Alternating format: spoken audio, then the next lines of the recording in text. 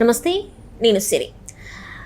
అవినాష్ రెడ్డి గారి పైన అయితే ఇప్పుడు చూసుకున్నట్టయితే అనంతపురం జిల్లాకి చెందిన శేషానందరెడ్డి గారు అయితే ఫిర్యాదు చేయడం జరిగింది. భార్యాభర్తల గొడవలలో అవినాష్ రెడ్డి గారు ఇంకా భాస్కర్ రెడ్డి గారు తలదూర్చారన్నట్టుగా పోలీసులకైతే తను కంప్లైంట్ ఇవ్వడం జరిగింది. ఇంతకీ తను ఇచ్చిన కంప్లైంట్ తలదూర్చడమే కాకుండా ఇంకా అనేక విషయాలు ఉన్నట్టు కూడా తెలుస్తుంది. సో వాటికి సంబంధించి మరిన్ని విషయాలు మనకు తెలియజేయడానికి మనతో పాటు ఉన్నారు ప్రముఖ సీనియర్ జర్నలిస్ట్ డాక్టర్ దుర్గవడ్లమణి గారు. నమస్కారం. నమస్తే అండి. మనం ఇప్పుడు చూస్తున్నట్టయితే ఎంపీ అవినాష్ రెడ్డి గారు, మనకు తెలిసిందే కడప ఎంపీ అవినాష్ రెడ్డి గారు అండ్ ఇంకా భాస్కర్ రెడ్డి గారు, ఇద్దరి మీద కూడా అనంతపురం జిల్లాకి చెందిన శేషానందరెడ్డి గారు పోలీసులకైతే ఫిర్యాదు చేయడం జరిగింది. అది కూడా ఏంటంటే వాళ్ళ భార్యాభర్తల గొడవలలో వీళ్ళు తలదూర్చారని. అది ఏంటి అంటారు మేడం? అసలు ఏంటంటే ఏం చెప్తాం మనం? ఇప్పుడు వాళ్ళకి అసలు ఏంటో మరి మనకే అర్థం కావట్లే. ఎందులో తలదూర్చాలి, అసలు ఏ గొడవలకు మనం వెళ్ళాలి? నేను ఒక ఎంపీని అనేది మర్చిపోయి ఒక కుటుంబం మధ్య, అంటే ఒక భార్యాభర్తల మధ్య ఏదో జరిగితే మధ్యలో వీళ్ళు తలదూర్చడం ఏంటి? ఎవరో లోకబాంధవ్ రెడ్డి అనే వ్యక్తి కూతుర్ని ఈ శేషానందరెడ్డి అనే అతను 2016లో పెళ్లి చేసుకున్నాక ఇద్దరికి మనస్పర్ధలు వచ్చి విడిపోయాక వీళ్ళకి ఒక కూతురు ఉంది. ఆ కూతురుని చూడడం కోసం ఈయన వెళ్తున్నాడు. అట్లా వెళ్తే ఈ భాస్కర్ రెడ్డిను ఎంపీ అవినాష్ రెడ్డి అతను పిలిచి వాళ్ళ మనుషుల చేత తీసుకెళ్ళి కొట్టించి అతని చిత్రహింసలు పెట్టి నువ్వు అంటే అమ్మాయిని వదిలేయమని అనమాట. అసలు వాళ్ళకి సంబంధం ఏంటి? దానికోసం ఇతను నిన్న ఎస్పీ ఇతను ప్రజా దర్బార్ పెడతారు కదా, ఆ ఫిర్యాదుల దగ్గరికి వెళ్ళి ఈయన అంటే వాళ్ళకి ఫిర్యాదు చేసి తర్వాత ఒక ప్రెస్ మీట్ పెట్టాడు.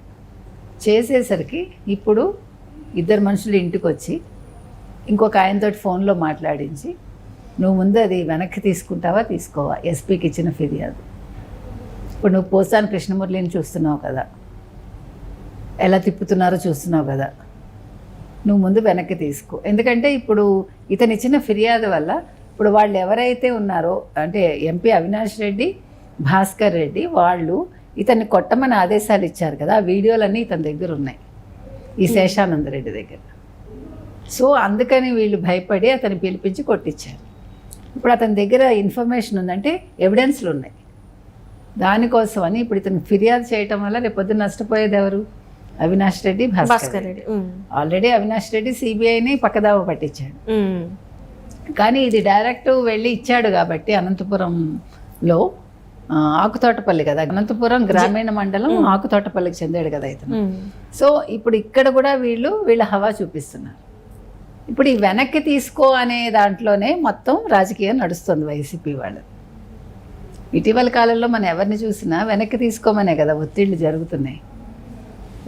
మనం ఇప్పుడు సత్యవర్ధన్ అదే కదా జరిగింది. ఒక దళిత యువకుడిని ఎవరి వల్లభనేని వంశీ ఇంటికి తీసుకెళ్ళి ఒక రాత్రి అంతా అక్కడ ఉంచుకుని, పైగా అతను ఎవడో నాకు తెలియదు, వేరే వాళ్ళతో వచ్చాడు, మా ఇంట్లో తలదాచుకున్నాడు, పొద్దున్నే లేచి మాట్లాడకుండా వెళ్ళిపోయాడు. ఏంటది? What non sense. అంటే ఇవాళ రేపు మనం ఎవరు వెళ్ళినా కూడా వాళ్ళ ఇంట్లో ఆతిథ్యం ఇస్తారనమాట మనకి. మీరు నేను కూడా వెళ్ళి ఓ రాత్రి అంతా వెళ్ళి అక్కడ ఉండేసి వద్దాం. ఎందుకంటే మాట్లాడింది అలానే ఉంది. హ్యాపీగా మనకు భోజనం పెడతారు, ఏసీ రూమ్ ఇస్తారు, మన ఏమి అడగరు మీరు ఎందుకు వచ్చారు ఏంటని.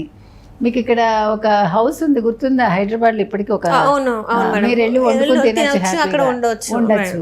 అట్లా ఏమన్నా మరి మై హోమ్ భుజాలు అట్లా ఉందేమో వెళ్ళిళ్ళు. అంటే కొత్త కొత్త విషయాలు మనం వైసీపీ వాళ్ళ ద్వారా తెలుసుకుంటున్నాం. అంటే ఇంకొకటి అంటే మేడం, ఇక్కడ ఎవరో తెలియదు కానీ ఇంట్లో ఆతిథ్యం ఇచ్చాను అని చెప్తుంటప్పుడు చిన్న లాజిక్ మర్చిపోయారు. ఏంటంటే మా అంబుజ అలాంటి పెద్ద వాటికి చాలా రెస్ట్రిక్షన్స్ ఉంటాయి. ఒక వ్యక్తి వెళ్ళాలి అంటే పైనుంచి వెళ్ళి వాళ్ళు ఒక కాల్ చేసి చెప్పాలి ఎవడు వాడు ఎందుకు వచ్చాడు అవన్నీ. అదే నేను సెక్యూరిటీ దగ్గర చెప్తే కానీ వాళ్ళు అలౌ చేయరు. ఎగ్జాక్ట్లీ. ఇప్పుడు సత్యవర్ధన్ అనేవాడు ఎవడో నీకు తెలియదు, కానీ సెక్యూరిటీ వాడు పంపించేశాడు. ఎందుకంటే మామూలు చిన్న చితక ఫ్లాట్స్ కదా, మన ఇళ్లలోకి వచ్చినట్టు వచ్చేయచ్చు. అసలు ఏంటో కట్టు కదా అలినా కూడా కొంచెం అర్థవంతంగా ఉండాలి. ఇప్పుడు మన అబద్ధం చెప్పినా అతికినట్టు ఉండాలంటారు, గోడ కట్టినట్టు ఉండాలి, తడికలు అల్లినట్టు ఉండకూడదు. ఎందుకంటే కంతలు కనిపిస్తాయి కదా, అట్లా ఉంది ఇది. అలాగా వీళ్ళందరూ కూడా ఆ సత్యవర్ధన్ని తన కారులో తీసుకెళ్ళి అది వెనక్కి తీసుకునేలా చేసి అతని కంప్లైంట్ మీకు గుర్తుంది కదా, 10 లక్షలు ఇచ్చి మళ్ళీ వైజాగ్లో దింపి వచ్చి నాకు తెలీదు, నాకు గుర్తులేదు, నేను మర్చిపోయాను, ఈ గ్రామ్ ఫోన్ రికార్డ్ వేసి ఇప్పుడు మళ్ళా సేమ్ ఈ శేషానంద రెడ్డి విషయంలో అవినాష్ రెడ్డి అండ్ భాస్కర్ రెడ్డి గారు చేస్తున్నారు. అంటే వైసీపీ వాళ్ళందరూ కూడా అడుసు తొక్కనేల కాలు కడగనేల. మీరు 5 ఏళ్ళు ఒళ్ళుపై మర్చిపోయి తప్పుల మీద తప్పులు చేసి అడ్డగోలుగా సంపాదించుకుని అడ్డొచ్చిన వాళ్ళని నరికేసి లేకపోతే వాళ్ళని కొట్టేసి వాళ్ళని తొక్కేసి నిన్న చూసాం కదా మనం, నిన్న విన్నాం ఎవరు కొడాలి నాని జేసీబీతో వాళ్ళని తొక్కిచ్చేసాడని, మట్టి మాఫియా అది. అంటే ఏంటి అసలు ఇంత అరాచకాలు 5 ఏళ్ళు? అంటే ఎవరిని గురించి మీరు విన్నా ఇవే వింటున్నాం మనం. ఒక్క ఎమ్మెల్యే గురించి కానీ ఒక్క ఎంపీ గురించి కానీ మనం మంచిగా విన్నామా? ఈ 5 ఏళ్లలో వాళ్ళు చేసిన తప్పిదాలు ఈ 9 నెలల నుంచి వింటూనే ఉన్నాం కదా. పోనీ ఇది ఎవడైనా గవర్నమెంట్ వాడు కంప్లైంట్ ఇచ్చాడా? కాదుగా. అది అనుభవించిన వాడు, కష్టం అనుభవించిన వాడో, లేకపోతే ఆ కోపం వచ్చిన పార్టీ కార్యకర్తలు వాళ్ళు వెళ్ళి ఫిర్యాదులు చేస్తున్నారు. ఇందులో ఎక్కడ నాయకులకి సంబంధం లేదు, ఏ పార్టీ నాయకులకి కూడా. అంటే ఇప్పుడు వైసీపీ వాళ్ళ పరిస్థితి ఏంటి? ఇంతమంది భయపడిపోయి ఇప్పుడు పోసాని అనే అతనికి ఇస్తున్న ట్రీట్మెంట్ చూశాక ఒక్కొక్కడికి వణుకు పుడుతోంది వెన్నులో. సో మన గతి కూడా ఇదే అని ఇప్పుడు కనుక అవినాష్ రెడ్డి కానీ భాస్కర్ రెడ్డి కానీ అరెస్ట్ అయ్యారనుకోండి, ఆల్రెడీ భాస్కర్ రెడ్డి జైలు నుంచి వచ్చిన వ్యక్తే. ఇప్పుడు మనం మొన్న ఆల్రెడీ ఒక వీడియోలో మనం చెప్పాం, మీరు కింద పడుకోవడం అలవాటు చేసుకోండి, ఒక పూట భోజనం చేయడం అలవాటు చేసుకోండి, సాధారణ భోజనం, ఒక పుల్క, కొద్దిగా అన్నం, ఓ కూర, చప్పిడి కూర, కొద్దిగా మజ్జిగ, అట్లా సాధారణ భోజనం చేయడం అలవాటు చేసుకోండి. ఆరోగ్యానికి మంచిది, అలవాటు అవుతుంది. రేపొద్దున మళ్ళీ కంఫర్ట్స్ అడగక్కర్లేదు. ఇప్పుడు చూడండి, బోర్గడ్డికి రాచమర్యాదలట. వాళ్ళ చెల్లెలి ఫోన్ నెంబర్ ఇచ్చాడు, అతని నెంబర్ ఇవ్వలేదు, ఆ నెంబర్లో నిన్న గ్రూప్ కాల్స్ చేస్తున్నాడు. ఎట్లా సాధ్యం ఇవన్నీ? అంటే ఇంకా పోలీస్ వ్యవస్థలో మార్పు రావాలి. పోలీస్ వ్యవస్థలో కింది స్థాయి నుంచి మనుషుల్ని మార్చుకుంటూ రావాలి. సస్పెండ్ చేయడాలు, ట్రాన్స్ఫర్ చేయడాలు టక్క టక్క టక్క జరగాలండి. హోమ్ మినిస్టర్ అనిత గారు ఈ విషయంలో బాగా దృష్టి పెట్టాలి. చంద్రబాబు నాయుడు గారితో మాట్లాడి మొత్తం అసలు పోలీస్ వ్యవస్థని ప్రక్షాళన చేయాలి. లేకపోతే ఏంటిది? ఇప్పుడు భద్రత ఎక్కడుందండి? ఇప్పుడు ఒక బోర్గడ్డ మనం అనుకుంటాము అయ్యో జైల్లోనే ఉన్నాడని, ఎవరికి తెలుసు జైల్లో ఉన్నాడో లేదో. ఈ రోజు వెళ్ళాలి, మరి వెళ్ళాడో లేదో తెలియదు. ఫస్ట్ టైము ఒక లెటర్ పెట్టుకున్నాడు, తల్లి కోసం వెళ్ళాడు, మళ్ళీ దొంగ లెటర్ పెట్టాడు, మళ్ళీ ఒక వీడియో రిలీజ్ చేస్తాడు, నాకు ప్రాణహాని. నిన్నెవడు చంపుతాడు? నువ్వు చంపకుండా ఉంటే వాళ్ళందరూ నేను చంపినంత ఫలితం.